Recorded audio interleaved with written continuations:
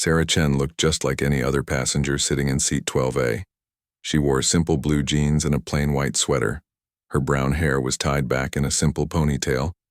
Nothing about her appearance suggested that she was worth over $3 billion. She preferred it that way. At 38 years old, Sarah had built one of the biggest tech companies in America.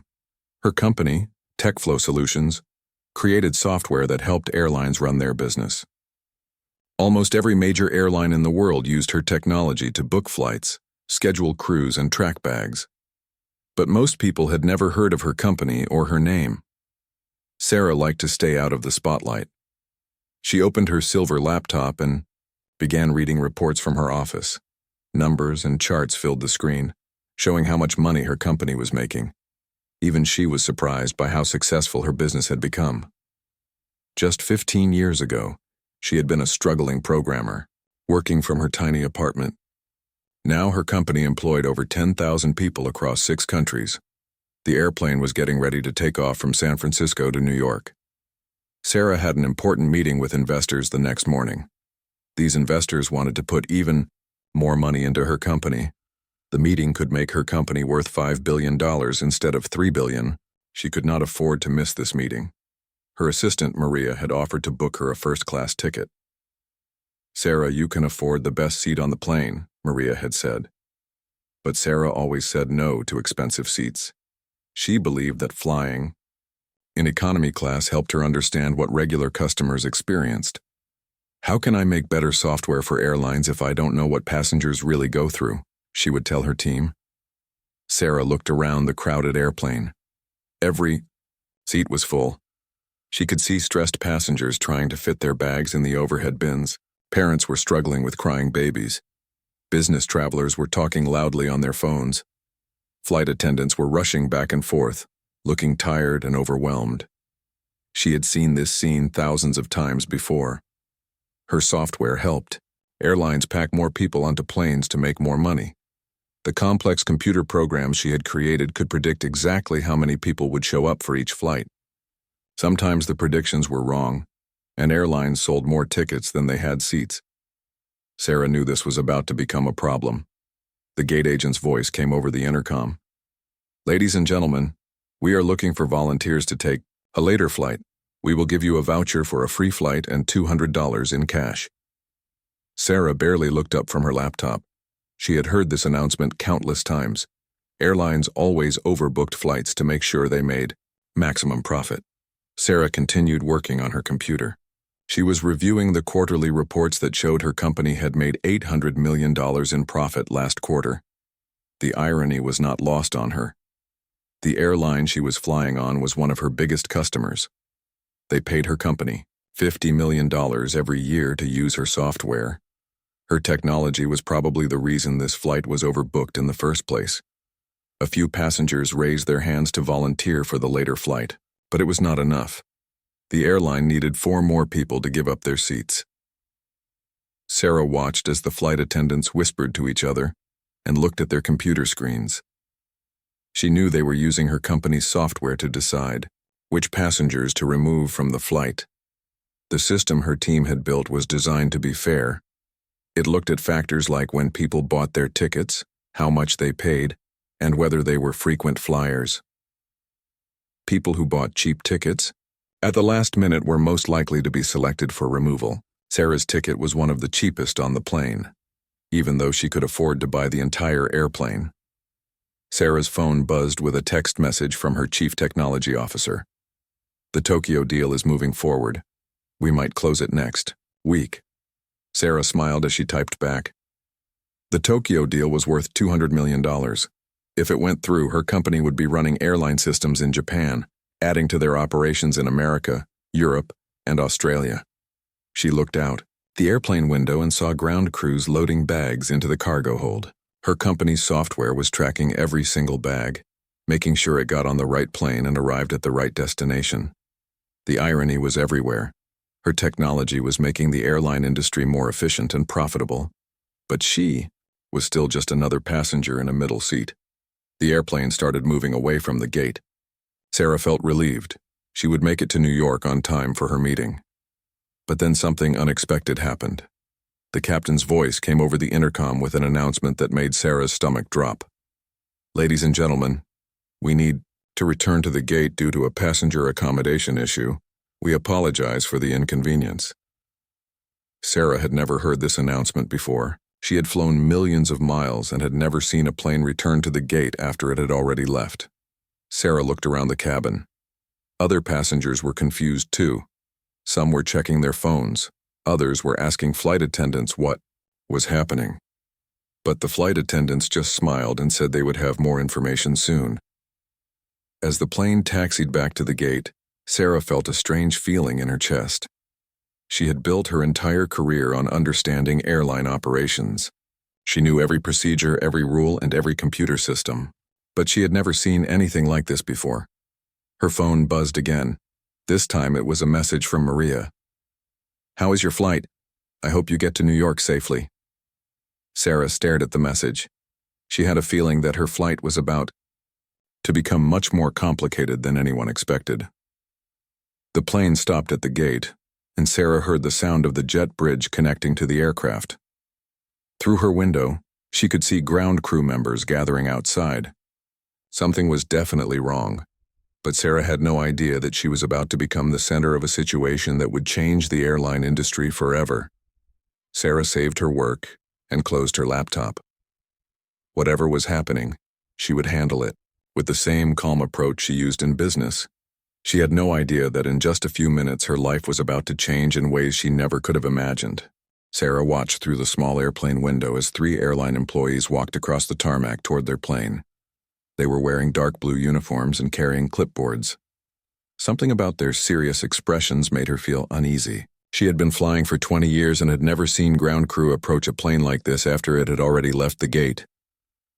The captain's voice came over the intercom again. "Ladies and gentlemen, we will be on the ground for just a few more minutes while our crew handles a seating issue. Thank you for your patience." Sarah noticed that several passengers were getting restless. People were checking their watches and looking at their phones. Some were already calling their offices to report delays. Sarah opened her laptop again and tried to focus on her work. She had emails from her team in London asking about a new contract with British Airways. Another message was from her lawyers in Chicago discussing a partnership deal worth $300 million. Reading these emails reminded her how successful her company had become. But right now, she was just another passenger stuck on a delayed flight. The airplane door opened and Sarah could hear voices in the front of the cabin. 3 airline employees boarded the plane and immediately started talking to the head flight attendant. They were looking at a computer tablet and pointing at different rows of seats. Sarah noticed that other passengers were watching too. Everyone was curious about what was happening. One of the airline employees, a tall man with graying hair, started walking down the aisle. He was checking seat numbers against his tablet. Sarah felt her heart rate increase as he got closer to her row. There was something about his expression that made her nervous. He looked like he was searching for someone specific. The man stopped at row 12 and looked directly at Sarah. "Excuse me, are you Sarah Chen in seat 12A?" he asked quietly. Sarah nodded, wondering how he knew her name. She had not told anyone on the plane who she was. The only way he could know would be from the passenger manifest in the airline's computer system. "Ma'am, I'm sorry, but we need you to come with us," the man said. His voice was polite but firm. "We have a situation that requires us to accommodate another passenger in your seat." Sarah felt her face get hot. She looked around and saw that other passengers were staring at her. Some were already pulling out their phones to record what was happening. "I don't understand," Sarah said calmly. "I have a confirmed ticket and I'm already seated." The man looked uncomfortable. "Yes, ma'am, but we have a passenger with higher priority status who needs this particular seat. We will put you on the next available flight and provide compensation." Sarah's mind was racing. She knew exactly what was happening because she had helped design the computer system that was being used to select her. Her software looked at passenger profiles and chose people who were least likely to cause problems when removed from flights. Solo travelers with cheap tickets were always the first to be selected. The system had no way of knowing that the person in seat 12A was worth $3 billion. To Two flight attendants joined the man from the airline. One of them, a young woman with red hair, looked embarrassed. "Ma'am, we really need you to gather your things and come with us," she said softly. "We have already prepared your new travel arrangements." Sarah looked around the cabin. Every passenger was watching her now. She could hear people whispering to each other. Someone behind her said, "This is so unfair. How can they just kick people off the plane?" Another passenger was filming everything with his phone. Sarah realized that her humiliation was being recorded and would probably end up on social media within minutes. She slowly closed her laptop and put it in her bag. Sarah had always taught her employees to stay calm in difficult situations. "Never let emotions make your decisions," she would tell them during company meetings. Now she was following her own advice, even though she felt angry and embarrassed. "Can you tell me why my seat is needed for another passenger?" Sarah asked as she gathered her belongings. The airline employee looked at his tablet. "The other passenger is a Platinum Frequent Flyer member who was originally booked in first class. There was an equipment issue with his seat, so we need to accommodate him in economy." Sarah almost laughed at the irony.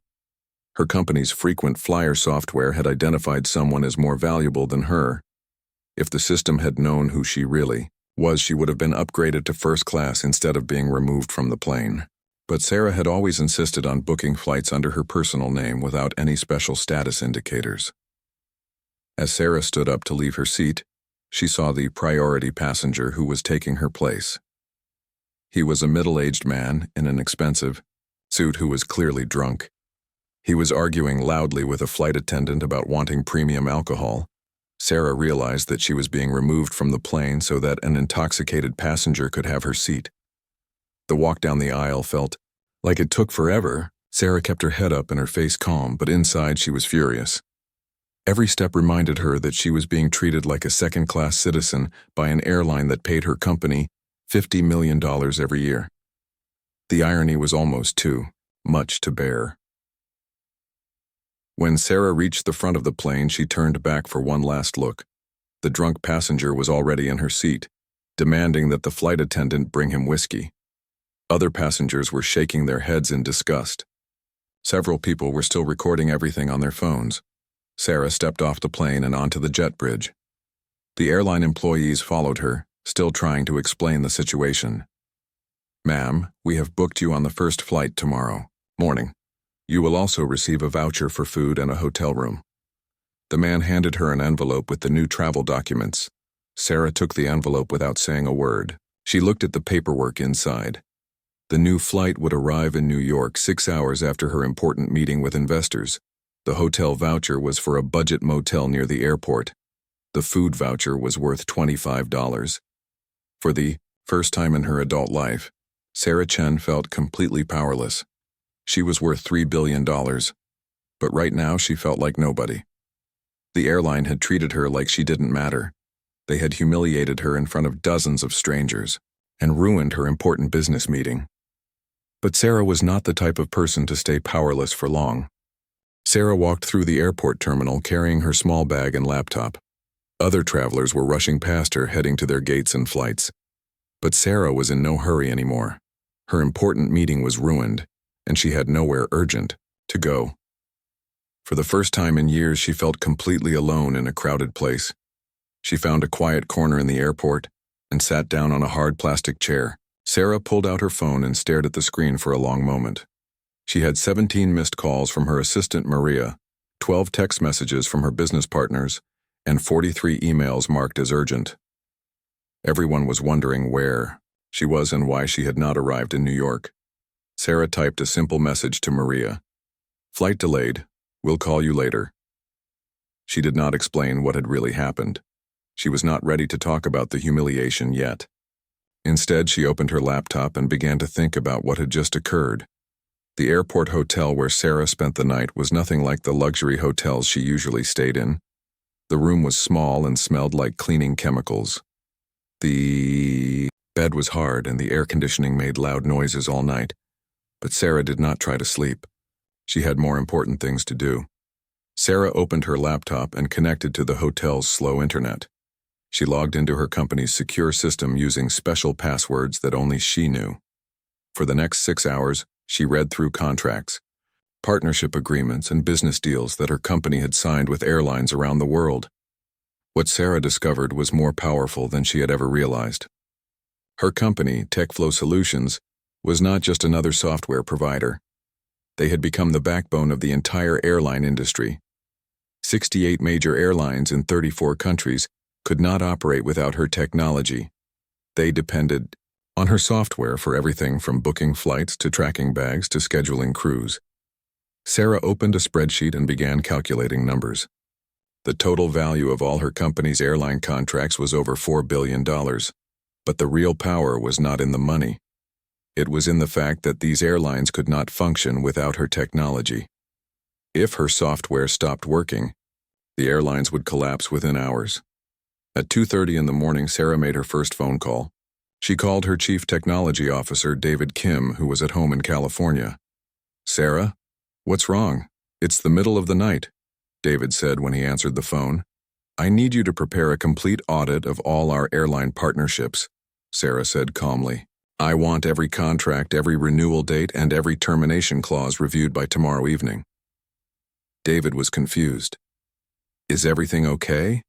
Did something happen with one of our clients?" "Just do as I ask," Sarah said, and called Jennifer from legal. "I need her to review the service level agreements we have with airlines. Specifically, I want to know about any clauses that allow us to terminate contracts for breach of service standards." David had worked with Sarah for 10 years. He knew that when she spoke in this calm, quiet voice, something important was happening. "I'll get the team working on it right away," he said. "But Sarah, can you tell me what this is about?" "I'll explain everything tomorrow," Sarah said and hung up the phone. Next, Sarah called her head of legal affairs, Jennifer Martinez, in New York. "Jennifer, I need you to review our standard airline contracts. Look for any language about mutual respect, service standards, or treatment of customers. I want to know if we have any legal grounds to terminate contracts based on how airlines treat passengers." Jennifer was also confused by the late-night call. "Sarah, our contracts are mainly about software licensing and technical support. I don't think we have much language about passenger treatment." "Look again," Sarah said firmly. "Check the amendments we added 3 years ago during the contract renewals. I specifically asked for those clauses to be included." Jennifer promised to review everything and send a report by morning. Sarah spent the rest of the night reading through old emails and contract negotiations. She remembered the meeting 3 years ago when she had insisted on adding new clauses to airline contracts. Her lawyers had thought the language was unnecessary. Mutual respect principles and service standard alignment seemed like corporate nonsense that would never be enforced. But Sarah had been thinking ahead. She had always believed that companies should treat customers with respect, and she wanted her business partnerships to reflect those values. Now she realized that her foresight had given her a weapon more powerful than she had ever imagined. By sunrise, Sarah had a clear picture of her company's relationship with the airline industry. She controlled the technology that kept airlines running. Her contracts included clauses that allowed her to terminate agreements if airlines failed to maintain acceptable service standards. And most importantly, she could execute this plan legally. And immediately, Sarah's phone rang at 6 a.m. It was Jennifer calling back with her legal review. "Sarah, I found those clauses you mentioned. You're right, we do have grounds to terminate contracts for service standard violations. But are you sure you want to do this? It would be devastating for the airlines." "How devastating?" Sarah asked. "Complete operational shutdown," Jennifer replied. "Without our software, they cannot book flights, schedule crews, or track baggage. Most airlines would have to stop flying within 24 hours. Sarah smiled for the first time since being removed from the plane. "Good. Send me the termination notice templates. I want them ready to file by this afternoon." At 8 a.m., Sarah called an emergency meeting with her entire executive team.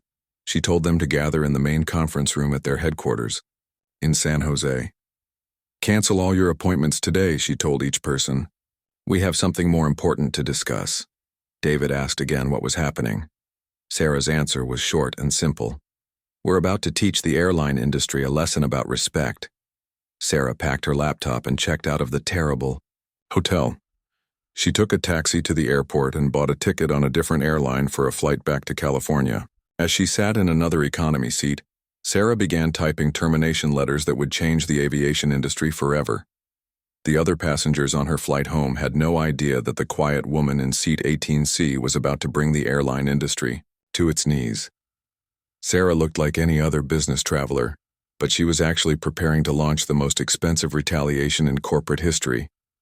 Sarah opened her laptop and began the final preparations for her $4 billion revenge.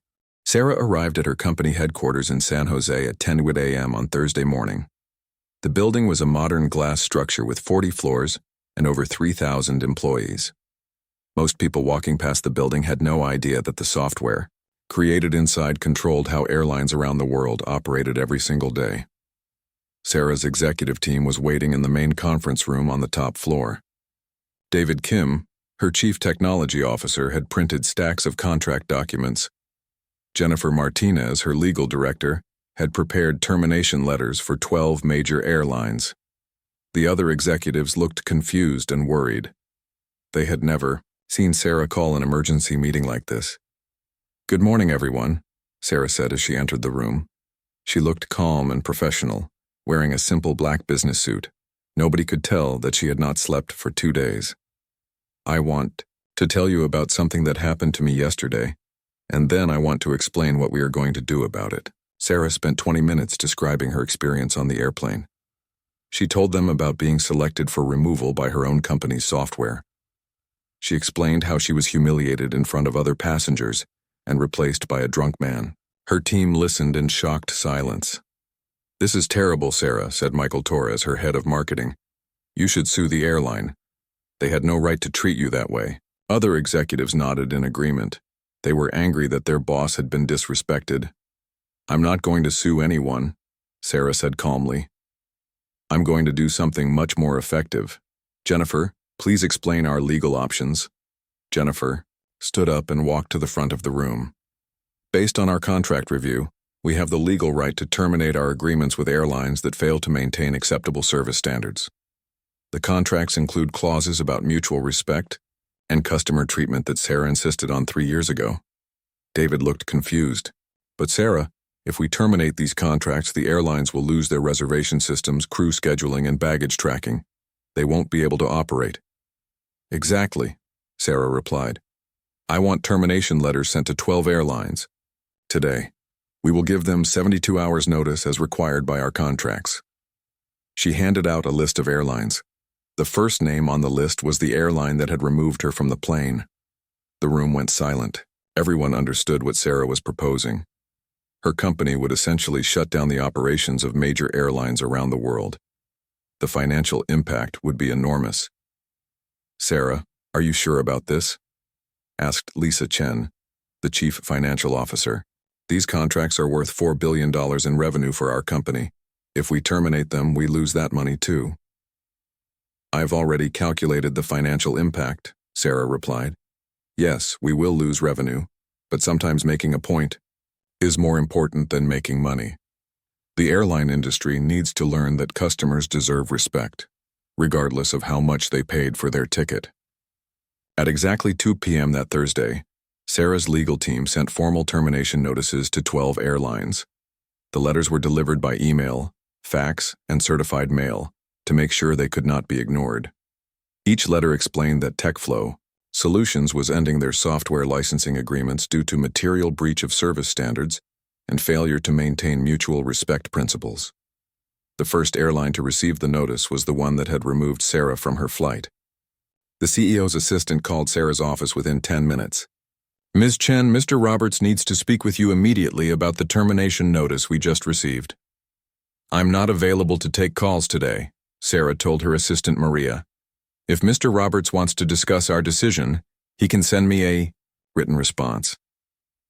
By 4 p.m., Sarah's plan went into action. Her technology team began the process of shutting down software systems at the 12 targeted airlines. They started with non-critical systems first, then moved to more important operations. The airlines had 72 hours to respond before their core systems would be completely shut down. The first signs of trouble appeared on Friday morning. Passengers trying to book flights on the affected airlines found that reservation websites were running slowly or showing error messages. Airport check-in computers were crashing randomly. Flight attendants were having trouble accessing crew schedules on their tablets. By Friday afternoon, the situation became serious. 3 major airlines had to cancel over 200 flights because their crew scheduling systems were not working properly. Passengers were stranded in airports around the world. Baggage was getting lost because tracking systems were offline. Sarah watched the news coverage from her office. Television reporters were standing in crowded airports, interviewing angry passengers whose flights were canceled or delayed. Airlines are reporting widespread computer problems, one reporter said. Industry experts say they have never seen technical failures on this scale before. Sarah's phone did not stop ringing. Airline executives, government officials, and news reporters all wanted to talk to her. She refused to take any calls. Instead, she issued a simple press statement. TechFlow Solutions has exercised our contractual rights to terminate agreements with partners who do not maintain acceptable service standards. We stand behind our decision. The financial markets reacted immediately. Stock prices for the affected airlines dropped by 30 to 50% in one day. Investors were panicking because they realized how dependent airlines had become on Sarah's technology. Airlines that were not affected by the shutdown saw their stock prices rise as passengers switched to their flights. By Saturday morning, the airline industry was in complete chaos. The 12 targeted airlines were losing over $200 million per day in canceled flights and passenger compensation. Other airlines were struggling to handle the extra passengers trying to book new flights. Sarah received a call from the Federal Aviation Administration. "Ms. Chen, we need to discuss the impact your actions are having on air travel safety," said an official. Sarah agreed to meet with them on Monday. She also received calls from airline industry groups, passenger advocacy organizations, and international aviation authorities. Everyone wanted to understand why she was destroying the airline industry. Sarah's answer was always the same. Airlines must treat all passengers with respect and dignity. When they fail to do this, there are consequences. On Saturday evening, Sarah was sitting in her office watching the sunset through the window. Her assistant Maria brought her a cup of tea and a stack of messages from reporters. "The whole world is talking about what you're doing," Maria said. "Some people think you're a hero. Others think you're going too far." Sarah smiled and sipped her tea. Sometimes the only way to create change is to show people what happens when the system breaks down. The airlines are learning that customers have more power than they realized. Outside her window, Sarah could see airplanes taking off from San Jose Airport. Most of them belonged to airlines that were not affected by her shutdown. Those airlines were probably treating their passengers very carefully right now, knowing that any customer complaint might reach Sarah's attention. The airline industry would never be the same again. By Monday morning, the airline industry was bleeding money like never before. The 12 airlines that Sarah had targeted were losing a combined total of $300 million every single day.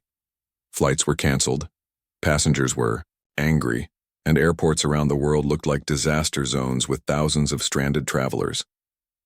Sarah arrived at her office at 7 a.m. to find something she had never seen before.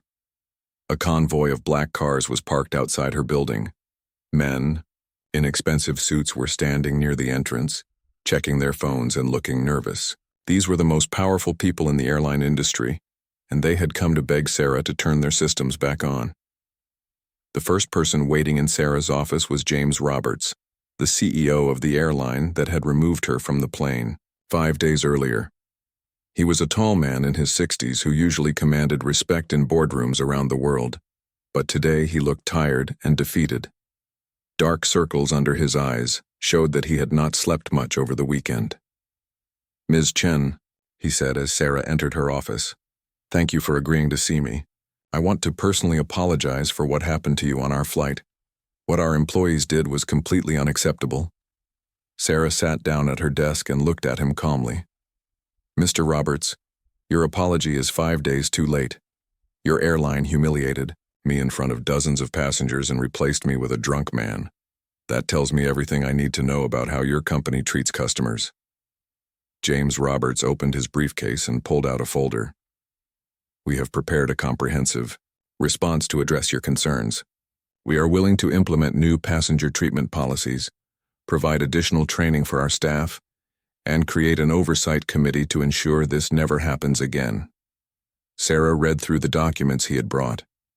The proposals were detailed and expensive. The airline was offering to spend $50 million on new customer service programs. They wanted to create a passenger bill of rights and hire outside companies to monitor how employees treated customers. This is a good start, Sarah said, but it's not enough. You're only making these changes because I have the power to shut down your operations. What about all the other passengers who get treated badly but don't have billions of dollars to fight back? Before James Roberts could answer, Sarah's assistant, Maria, knocked on the door. Sarah, there are 11 other airline CEOs waiting to see you.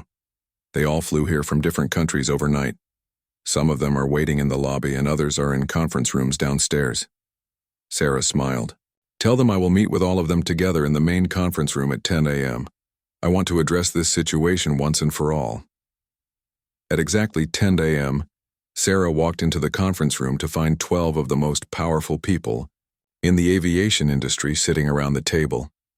These CEOs controlled airlines that flew millions of passengers every year and employed hundreds of thousands of people. But today, they all looked worried and desperate. Gentlemen, Sarah began, you are here because your airlines are losing money every hour that my software systems remain shut down. You want me to turn them back on? I am willing to do that, but only under specific conditions. Sarah walked to the front of the room and turned on a large screen. She had prepared a presentation that outlined her demands for the entire airline industry. First, I want every airline to implement new passenger removal policies. No passenger can be removed from a flight unless they volunteer or pose a safety risk. Airlines that overbook flights must offer increasing compensation until enough people volunteer to give up their seats. The CEOs were taking notes and nodding. They had expected Sarah to demand money, but instead she was focusing on passenger rights. Second, Sarah continued, I want independent oversight of passenger treatment. Every airline must hire outside companies to monitor how customers are treated. These companies will report directly to me every quarter. One CEO raised his hand. Ms. Chen, what you're asking for will cost our industry billions of dollars. We'll have to raise ticket prices significantly. Then raise them, Sarah replied firmly. If airlines cannot treat passengers with dignity while maintaining profitable operations, then maybe they need to change their business model. Good customer service should not be optional. Sarah clicked to the next slide. Third, I want algorithms that select passengers for removal to be completely transparent. Passengers should know exactly why they were chosen and have the right to appeal the decision before being removed from the plane.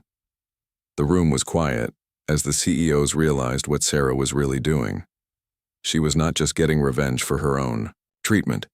She was using her power to reform the entire airline industry and protect millions of future passengers. Finally, Sarah said, I want every airline to establish a passenger advocacy fund. You will contribute $50 million per year to organizations that fight for customer rights in the travel industry. James Roberts spoke up. Ms. Chen, if we agree to all of these demands, will you restore our software systems and renew our contracts? Sarah thought for a moment before answering. I will restore your systems within 24 hours if you sign agreements to implement these changes within 90 days. However, I will be monitoring your compliance very carefully. If any airline fails to follow through on these commitments, I will shut them down again. Over the next 6 hours, lawyers from all 12 airlines worked with Sarah's legal team to draft new agreements. The contracts included specific requirements for passenger treatment, compensation policies, and oversight procedures. The CEOs signed the documents knowing that they had no choice if they wanted to save their companies. By Tuesday morning, Sarah's technology team began restoring airline systems around the world. Reservation websites came back online, crew scheduling systems started working, and baggage tracking resumed normal operations. Within 48 hours, flight schedules returned to normal.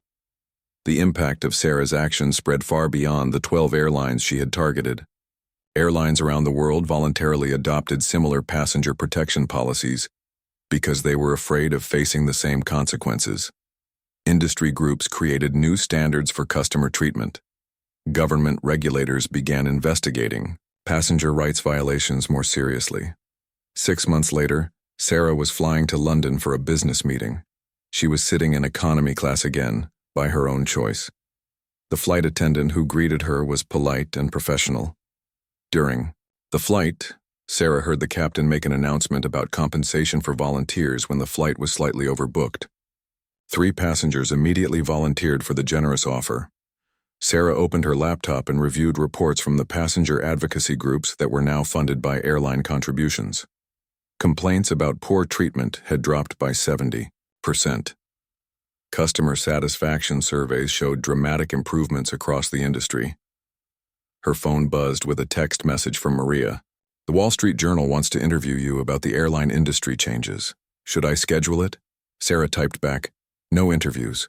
Let the results speak for themselves." Sarah had proven that sometimes the quietest person on the plane can be the most powerful. She had turned her moment of humiliation into an opportunity to protect millions of future passengers. The airline industry would never forget the day that customer service became more important than profit margins. As her plane descended toward London, Sarah looked out the window and smiled. Every passenger on every flight was now a little bit safer from mistreatment, and that was worth more than $4 billion.